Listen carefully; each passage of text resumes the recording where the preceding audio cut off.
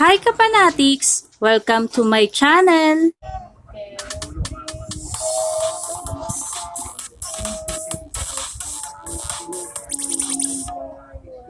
Lauren Reid spotted sa kanyang mga larawan ang picture together ng dalawang mahalaga sa kanya.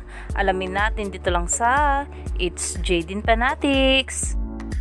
Kahit sabihin pa ng iba na itong ang ating Queen Nadine Lustre at Jaime James Reid ay talagang hiwalay na, pero ang relasyon nga nitong si Lauren Reid at Queen Nadine Lustre ay hindi pa rin talaga magbabago, na kung saan ay sister-in-law pa rin talaga ang turingan nila. Dahil alam naman natin na itong ang ating Queen at si Lauren Reid ay talaga namang sobrang close sa isa't isa. Kaya naman kahit ano pa nga ang mangyari sa relasyon nila ay talaga namang todo suporta pa rin sila sa bawat isa. Pero ngayon nga mga kapanatics, ito na nga ang pinag-uusapan, na kung saan ito nga si Lauren Reid ay nag-post nga sa kanyang social media account na kung saan ay may napansin nga ang mga fans at netizens.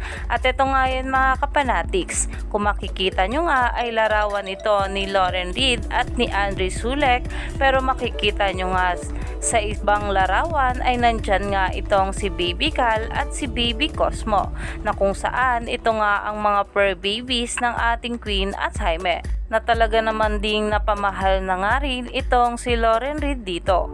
Kaya naman talagang umani pa ito ng maraming komento at nagte-trending na nga sa social media. Kaya naman mga kapanatics, stay tuned lang tayo for more update kay Queen at Jaime. Please subscribe to my YouTube channel at hit